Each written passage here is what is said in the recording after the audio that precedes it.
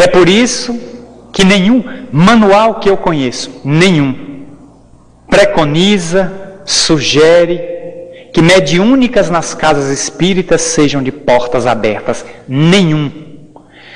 Este tipo de prática em nosso movimento é danosa ao próprio movimento. Mediúnicas abertas em casas espíritas é antidoutrinário, agride o livro dos médiuns.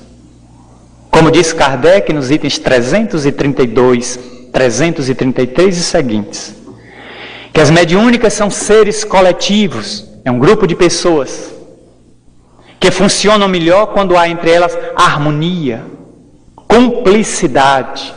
Se a mediúnica é aberta, não há nem harmonia nem cumplicidade, porque entra todo mundo. Das minhas experiências de jovem, 19 para 20 anos de idade, mais de 20 anos atrás, fui a uma casa espírita de minha terra, terça-feira, pensando que era sessão pública, uma palestra, era uma mediúnica. Como eu estava lá sentado, as luzes estavam acesas, vai ter palestra. Se apagou as luzes e se encostou à porta, colocando nela uma pedra. Mas a porta ficou entreaberta, sustentada pela pedra. E o povo ia chegando e ia entrando. A mediúnica começou, o dirigente tomou a porta, eu fiquei constrangido de não sair, deixa eu ficar aqui aguardando até as 9 ela acabar. A mediúnica começou, um médium se comunica ali, outro acolá, e o povo vai chegando. E até médios que iam chegando atrasados, 8h20, 8h30, foram se sentando à mesa. 8h30 chegou uma senhora que mal se sentou, deu 1, 2, 3, 4, 5, 6, 7 comunicações, uma atrás da outra. Era suicida, era ladrão, era meretriz, era bandido, tudo se comunicava pela mulher. E eu olhando aquilo, olhei para a porta, doido para ir embora. E um poste na rua que iluminava a entrada, dava para ver quem entrava e quem saía, até que a pessoa penetrava a penumbra do salão. Quando eu olhei para a porta de onde vinha a luz amarela de um poste público, notei que entrou um cachorro. Cachorro de rua. Alguém entrou e o cachorro entrou atrás. O cachorro entrou, parou na porta, deve estar se acostumando com o claro escuro da rua e da instituição. Quando se acostumou que viu aquele monte de gente ali se movimentando na penumbra, o cachorro avançou. Deve ter comida ali, deixa eu encostar. E o cachorro encostou e passa por debaixo da mesa, onde havia uma toalha branca, grande como essa. E o cachorro está passeando entre as pernas, até que passa por uma perna de uma médium, e a médium diz, por aí não, meu irmão. O espírito está querendo entrar por um lugar errado. E o dirigente, o que é, minha irmã? Diz, tem uma entidade rasteira, debaixo da mesa. Eu olhei assim, eu digo, senhor, o que é que eu estou fazendo aqui? O cachorro veio atrás de uma comunicação da cadela falecida. Quem é que vai receber? Sabe de uma coisa? Marcel está indo. Fui. Levantei, peguei minha bicicleta, escancarei a porta. Já que isso aqui é um circo mesmo, não sou obrigado a ficar para assistir os trapezistas. As bailarinas não me interessam. E fui-me embora. Nunca mais voltei ali dia de terça. Voltei na quinta, no sábado, que são reuniões públicas. Mas ali nunca voltei. Não havia seriedade. O clima era de anarquia. Então não se fica. É preciso, pois, uma teoria para que a gente frequente sabendo em que terreno está pisando. Sabendo as intercorrências. Porque o livro dos médios, Kardec abre dizendo: Espiritismo experimental. O livro dos médiuns, ou guia dos médiuns e dos evocadores.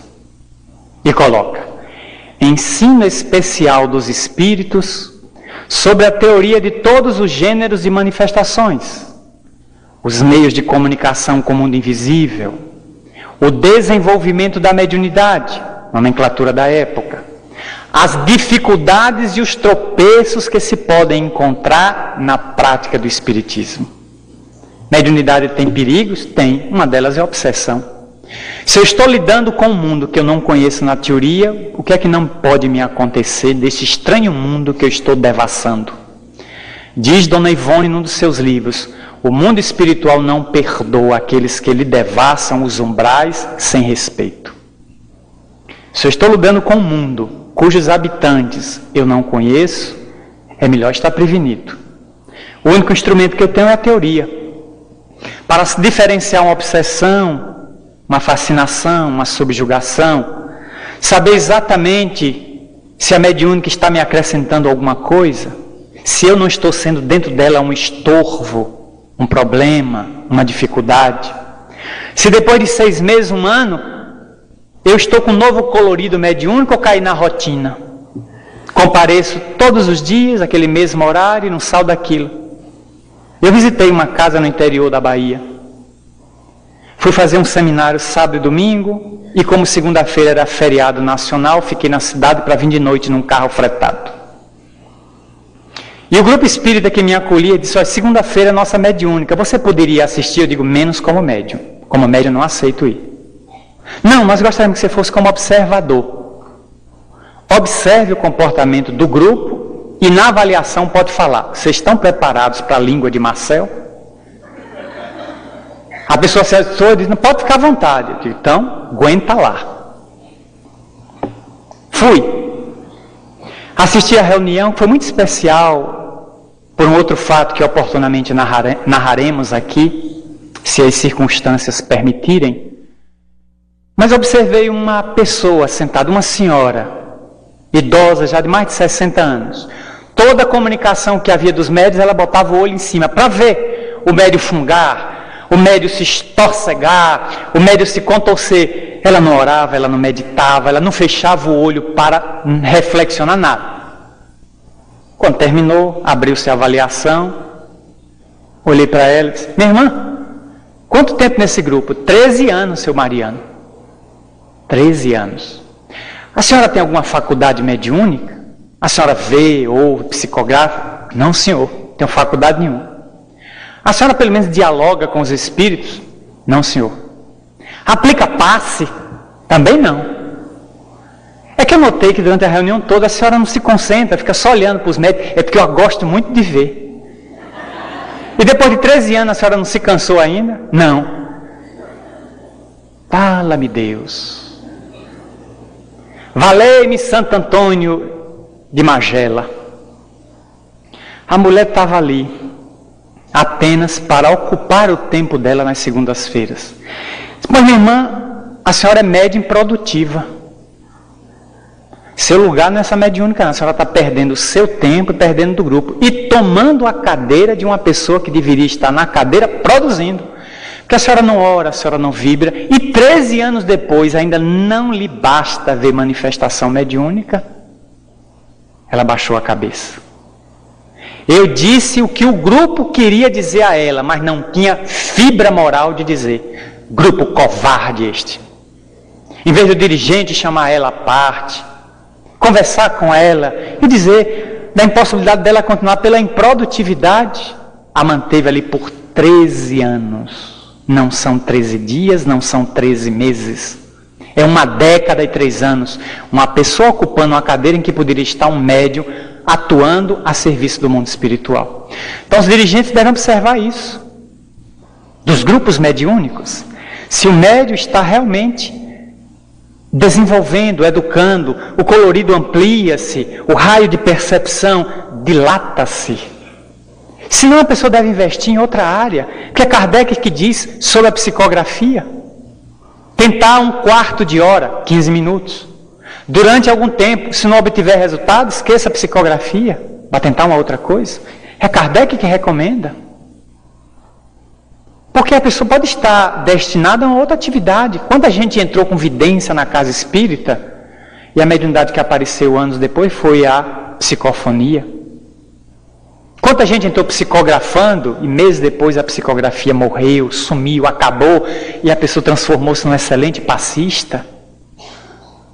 A mediunidade tem esses coloridos, essas nuances, que variam de pessoa para pessoa, porque tem muito radicada no organismo, já que é uma faculdade orgânica, diz Kardec, que se manifesta pelo organismo, sendo uma percepção da alma. através do perispírito que se irradia no corpo, naturalmente que isso vai nos levar a ir trabalhando esse desenvolvimento, acumulando o máximo de conhecimento, de cultura, para que a teoria nos forre contra os perigos, contra as inverdades. Viajando por esse país afora, quanta coisa em 27 anos de pregação a gente já não viu. Os comportamentos mais absurdos na área da mediunidade. Há 2 anos atrás, visitando uma cidade do Rio de Janeiro, que preferimos não citar, o estado é o Rio, uma cidade do Rio, nós fomos na casa espírita fazer palestra, e quando chegamos estava uma faixa agradecendo nossa presença e o presidente na porta. Nos recebeu, mostrou toda a instituição às 7h30, às 8 horas levou-nos à mesa, fizemos a exposição, às 9 terminei, ele levantou-se, agradeceu e disse: meus amigos, vamos para os passes. Todo mundo se ajeitou na cadeira como podia, vamos diminuir a luz e pedir a todo mundo que retire os metais que estejam sobre o corpo, porque o fluido não entra no corpo se tiver metal. Só via a mulherada tirando brinco, pulseira, homem tirando relógio. Eu tentei tirar o amálgama dos dentes, não consegui. As obturações não saíam. Meu Deus do céu, quem tinha marca-passo tentou rasgar o peito, não conseguiu. Quem tinha pino nos ossos saiu. Porque bate no pino e volta. Bate no marca-passo e volta. Bate no dente, na obturação de platina e volta. Eu disse: meu Deus, como eu sou infeliz, nem um passe posso receber, porque vai bater no dente e voltar. Onde é que ele leu isso? Em que manual, em que livro está? Pessoas que botam garrafas de água magnetizada na mesa e tiram a tampa. Por que é, minha senhora? Porque o fluido não entra. Eu disse: é mesmo. Pode tirar. Esse fluido aqui é tão pobre que essa garrafa de Coca-Cola impede a entrada da água. Pode tirar a tampa. Quem foi que disse isso? Eu vibro para uma pessoa que está na China, em outro planeta, e atinge com o meu pensamento, e meu fluido não penetra uma garrafa PET. Eita fluido vagabundo. Ordinário mesmo. Tudo isso tem que ser pensado, para que a mediunidade, sobre a mediunidade, recaia o sal da seriedade. Há muita fantasia na área da mediunidade. E ela só pode ser corrigida, essas fantasias, essas ilusões dissolvidas, com o estudo consciente da obra da codificação, em particular o livro dos médiuns, para que saibamos exatamente o que é trabalhar esta ferramenta, que nos dias atuais cumpre a profecia de Joel. O Espírito de Deus se derrama sobre toda a carne. Muitos terão visões, outros farão profecias, e os nossos idosos sonharão.